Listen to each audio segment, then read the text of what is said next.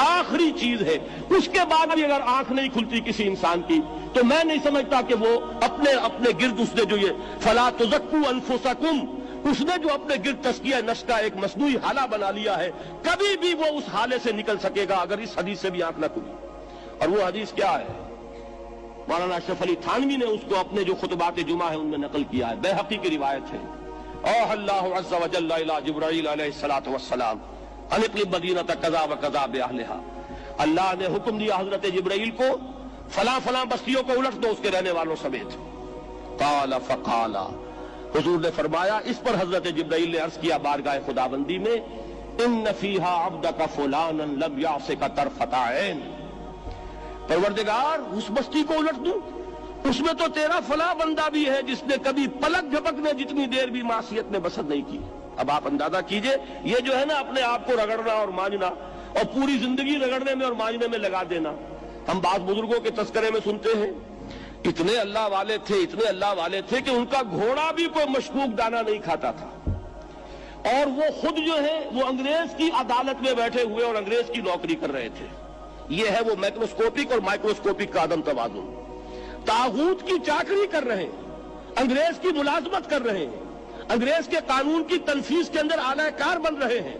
لیکن ذاتی تقوی اور ذاتی نیکی اور ذاتی للہیت جو ہے اس کا معیار یہ ہے کہ ان کا گھوڑا بھی مشکوک چارہ اور مشکوک کھانا نہیں کھا سکتا۔ یہ ہے وہ عدم توازن، اس کو نوٹ کیجئے گا، جس کو کہ اس حدیث میں محمد رسول اللہ صلی اللہ علیہ وسلم نے واضح کر دیا کہ حضرت جبرائیل عرض کرتے ہیں کہ اللہ فلاں بستی کو الٹ دوں،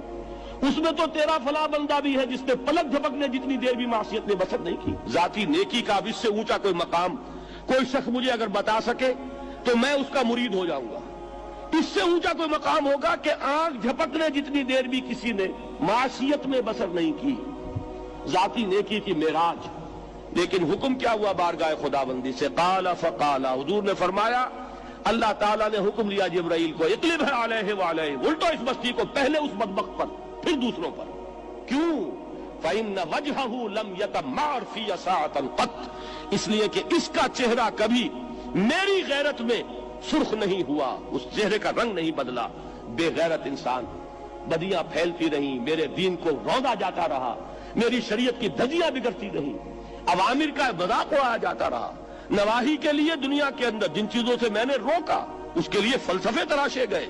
اور یہ لگا رہا مست رکھو ذکر و فکر صبح گاہی میں اسے، یہ سوائے ذاتی اپنے اس اصلاح کے اور ذاتی تقوی کے اور ذاتی نیکی کے اور ذاتی عبادت گزاری کے یہ میدان میں نہیں آیا، اس کا خون نہیں کھولا کبھی، اس کے چہرے کا رنگ متغیر نہیں ہوا، لہذا یہ دوہرا مجرم ہے۔ یہ ہے وہ تصور جو یہاں پر نوٹ کیجئے۔ ہاں، اس کے یہ معنی بھی نہیں ہے کہ نماز بھی نہیں پڑھ رہے، روزہ بھی نہیں رکھ رہے، اقامت دین کے کارکن ہیں، فرض نماز آ گئی ہے وہ چلی جا رہی ہے، جماعت کا کوئی اہتمام نہیں ہے۔ اب یہ دو انتہائیں ہیں، ایک انتہا یہ کہ وہ تزکیہ نفس جو ہے اسی میں وہ رگڑنے اور مانجنے کا عمل جاری ہے،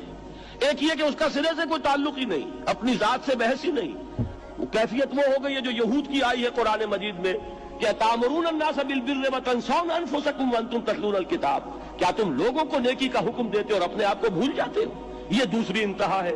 پھر وہی بات عرض کروں گا، وہی بال سے زیادہ باریک اور تلوار کی دھار سے زیادہ تیز راستہ ہے جس پہ چلنا ہوگا کہ نہ یہ ہو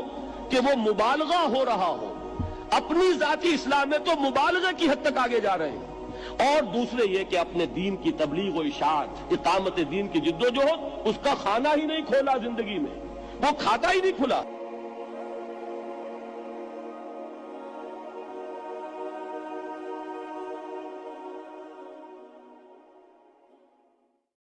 اللہ